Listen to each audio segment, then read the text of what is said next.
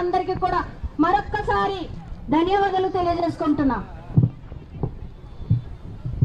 నమస్కారం. జై జగన్. ఈరోజు పెద్ద ఎత్తున ఉత్తరాంధ్ర నుంచి మహిళలందరూ కూడా కదలి వచ్చి ఎప్పటి నుంచో సిటీ ఆఫ్ డెస్టినీగా విశాఖపట్నంకి పేరుంది. ప్రతి ఒక్కరు కూడా వారి యొక్క కళ 2 తెలుగు రాష్ట్రాల్లో కూడా విశాఖపట్నంలో సెటిల్ అవ్వాలని ఎంతో మంది కోరుకుంటారు. ఎప్పటి నుంచో సుందరమైన ప్రకృతి ప్రాంతాలకి నిలయం, ప్రశాంతమైన జీవితం, మరి ఎంతో అభివృద్ధికి విద్యకి కూడా కేంద్రమైనటువంటి విశాఖపట్నాన్ని ఇవాళ బీచ్ షాక్స్ అన్న పేరుతో ప్రజల యొక్క ఆరోగ్యాన్ని, మహిళల యొక్క భద్రతని, మరి ఒక మంచి వాతావరణాన్ని కూడా పాడు చేసే విధంగా ఈ నిర్ణయం తీసుకోవడం నిజంగా అందరూ కూడా ఆశ్చర్యపోతూ ఉన్నారు. మరి ఏదైనా గతంలో జగన్మోహన్ రెడ్డి గారు విశాఖపట్నాన్ని ఒక ఎగ్జిక్యూటివ్ క్యాపిటల్ చేయాలని ఆయన అనుకుంటే ఇవాళ ఒక గోవా లాంటి ప్రాంతం, గోవా అనగానే మనకేం గుర్తొస్తుంది? అభివృద్ధి గుర్తొస్తుందా, లేకపోతే ఏదైనా దేశానికే ఒక మోడల్ సిటీగా గుర్తొస్తుందా? ఒక చెడ్డ వాతావరణం మనకి గుర్తు చేసే ప్రాంతంగా ఈ రోజు అది ముద్రపడింది. మరి అటువంటి ప్రాంతానికి కేర్ ఆఫ్ అడ్రస్ గా ఈ ప్రాంతాన్ని తీర్చిదిద్దడానికి ఎవ్వరు కూడా హర్షించడం లేదు. మరి ఒకప్పుడు నేను ఒక వైద్యురాలు ఇదే ఆంధ్ర మెడికల్ కాలేజీలో చదువుకొని ఈ కాళీమాత టెంపుల్కి వచ్చి ఈ ప్రశాంత వాతావరణాన్ని చూసి ఎప్పటికైనా ఈ విశాఖపట్నంలో సెటిల్ అవ్వటం అందరికీ కూడా ఎంతో ఇష్టంగా అనుకున్న ప్రాంతాన్ని ఈరోజు మరి నిజంగా ఏదైనా ఆదాయ వనరుగా దీన్ని చూస్తే అది అంతకు మించిన హాస్యాస్పదమైన ఆలోచన ఇంకొకటి లేదు. ఎన్ని టూరిజం కేంద్రాలు ఉన్నాయి, అభివృద్ధి చేయండి. ఇప్పటికే ల్యాండ్ అంతా కూడా అతి తక్కువ రేటుకి మీరు అమ్మేస్తా ఉన్నారు. మరి అందులో చూడాలి కానీ మరి రూపాయికి 90 రూపాయలకి 100 రూపాయలకి కూడా కోట్లాది రూపాయలు అమ్మి మరి మద్యం ద్వారా ఆదాయాన్ని సంపాదించాలన్న ఆలోచన అయితే మరి ఒకప్పుడు మీ మామగారు ఈ రాష్ట్ర ప్రభుత్వ ముఖ్యమంత్రి గారికి మేము అడుగుతున్నాము. మరి మద్య నిషేధాన్ని అమలు చేసి మరి ఆయన పరిపాలిస్తే అదే పేరు చెప్పుకుని మరి వాళ్ళ తెలుగుదేశం పార్టీ అధినాయకులు మరి వాళ్ళ విశాఖపట్నాన్ని కూడా బీచ్ లో కూడా మరి షాక్స్ ఏర్పాటు చేయటం ఎంతవరకు ఆ పార్టీ యొక్క లెగసీని కంటిన్యూ చేస్తున్నారు? మీరు ఆ పేరు చెప్పుకొని ఈ రోజు ఇక్కడ మద్యం ఏరులో పారే విధంగా ఇప్పటికే కూడా పల్లెటూరులో కూడా బెల్ట్ షాపులు కానీ మద్యం అక్రమ అమ్మకాలు కానీ మరి విచ్చలవిడిగా ఎక్కడ కూడా అంత యువత ఎంతో పాడైపోయి బానిసలైపోతా ఉన్నారు.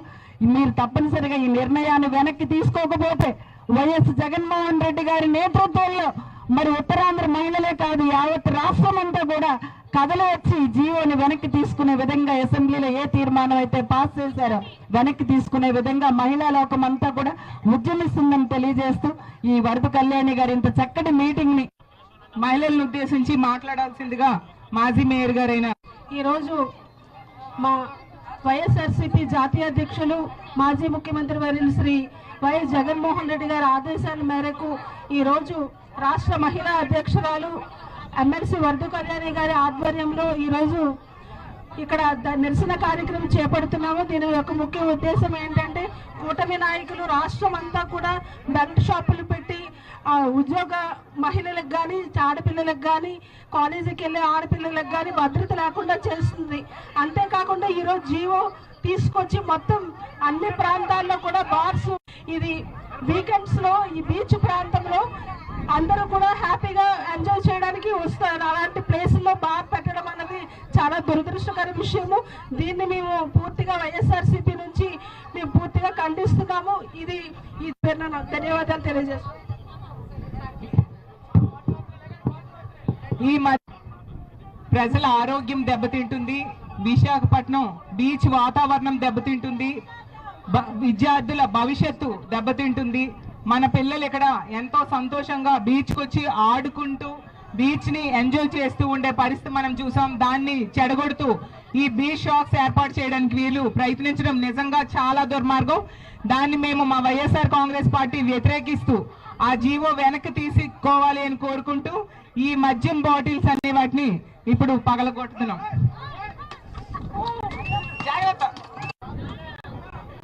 చాలు చాలు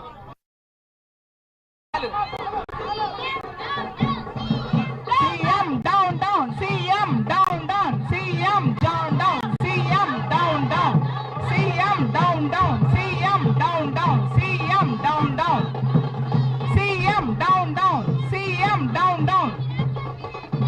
దొంగల రాజ్యం దోపిడి రాజ్యం, దొంగల రాజ్యం దోపిడి రాజ్యం, దొంగల రాజ్యం దోపిడి రాజ్యం, దొంగల రాజ్యం దోపిడి రాజ్యం. కూర్చోండి.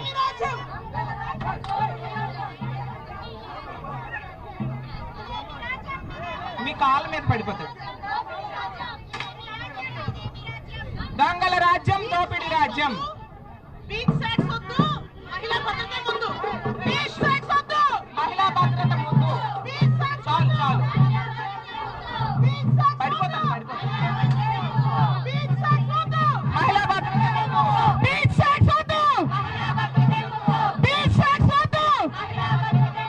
ఇదే మీ రాజ్యం, ఇదే మీ రాజ్యం,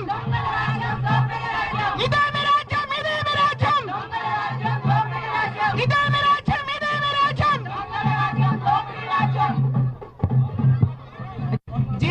జీవో కాపీ లేవి. సురేష్ తమ్ముడు ఇది పక్కకు తీసిరా. జీవో కాపీలు మహిళలను ఉద్దేశించి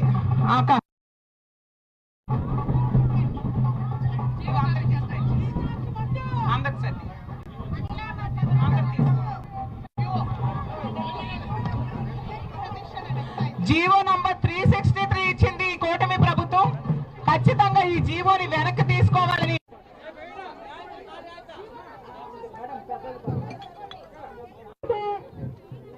బీచ్ షాట్స్ కోసం ఈ జీవో ఇచ్చారో దాన్ని ఈరోజు మేమందరం కూడా పగలబడుతున్నాం.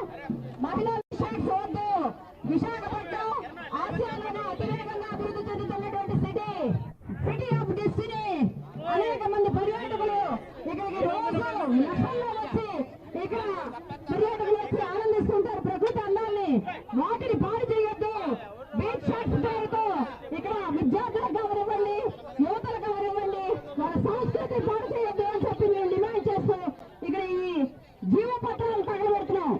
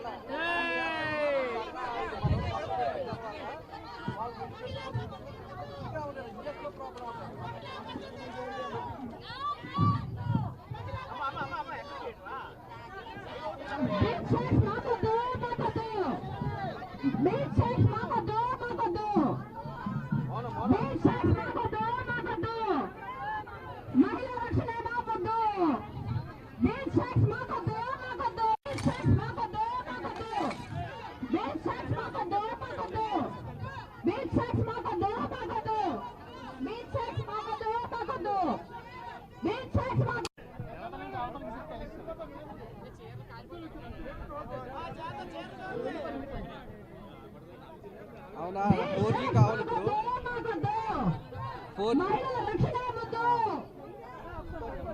విశాఖపట్నం మహిళలకు రక్షణ కల్పించండి.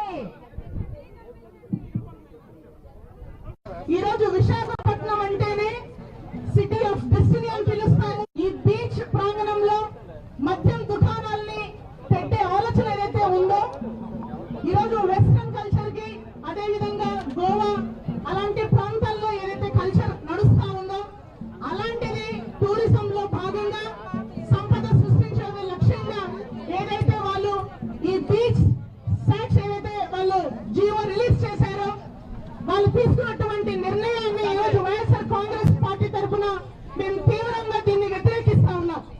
ఎందుకంటే దీని వల్ల జరిగే పరిణామాలు ఏ రకంగా ఉంటుందనేది మనందరికీ తెలుసు.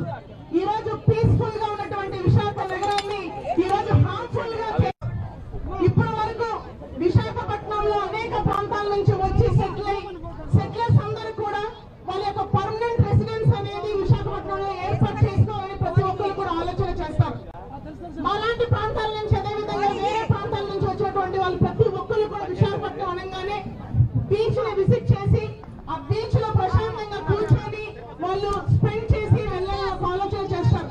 ఈ రోజు ఈ బీచ్ సైట్స్ పేరుతో అలాంటి సాంప్రదాయాన్ని కనుక ఈ రోజు వాళ్ళు కొనసాగిస్తే ఈ రోజు ఏదైతే ప్రశాంతంగా కుటుంబ సభ్యులతో గాని పిల్లలతో పెద్దలతో వచ్చి బీచ్ లో కూర్చొని ఆహ్లాదకరమైతే ఆ కార్యక్రమము ప్రజలందరూ కూడా ఆమోదదాయంగా ఉండాలి. కాకుండా ఈ రోజు ప్రజలందరూ కూడా వ్యతిరేకించి ఈ రోజు సొసైటీకి ప్రజలందరూ కూడా నష్టం వాటిల్లే ఆలోచన ఈ రోజు మీరు చేస్తా ఉన్నారు. దయచేసి మీరు తీసుకున్నటువంటి నిర్ణయాన్ని వెనక్కి తీసుకోండి. వెనక్కి తీసుకునేంత వరకు వైఎస్ఆర్ కాంగ్రెస్ పార్టీ తరఫున మహిళా లోకం అంతా కూడా ఈ రోజు ప్రభుత్వ ఆస్తులన్నీ కూడా కాంగ్రెస్ పార్టీ ఎప్పుడు కూడా ఖండిస్తున్న సందర్భంగా నేను తెలియజేస్తా ఉన్నాను. మద్యం పాలసీ ద్వారా గతంలో మా నాయకుడు జగన్మోహన్ రెడ్డి గారు ఒక సిస్టమేటిక్ పాలసీ అనేది తీసుకొని వచ్చి మనందరికీ తెలుసు దానివల్ల రాష్ట్రానికి ఆదాయం వస్తుందని. అయినప్పటికీ కూడా ఆదాయాన్ని పక్కన పెట్టి ప్రజల యొక్క ఆరోగ్యంగా ప్రధానంగా తీసుకొని టైం షెడ్యూల్ పెట్టుకొని మద్యం దుకాణాన్ని ప్రభుత్వం నడిపించి దానివల్ల ఎంత సంపద సృష్టించారు అనేది ఆనాడు జగన్మోహన్ రెడ్డి గారు చెప్పడం జరిగింది. అది ఏ రకంగా సంక్షేమానికి ఉపయోగించారనేది కూడా మనందరం కూడా చూసాం. కానీ ఈ రోజు లెక్కలేని అప్పులు చేస్తా ఉన్నారు. 2 సంవత్సరాలు అయింది వారి అధికారంలోకి వచ్చి లెక్కలేని అప్పులు ఈరోజు చేస్తూ వాళ్ళు ఇచ్చినటువంటి హామీలు ఏదో ఒకటి కూడా నెరవేర్చకుండా ఈ రోజు వ్యవస్థలు నిర్వీర్యం చేస్తా ఉన్నారు. సంక్షేమాన్ని పక్కన పెట్టారు. అభివృద్ధి అనేది కనిపించే పరిస్థితి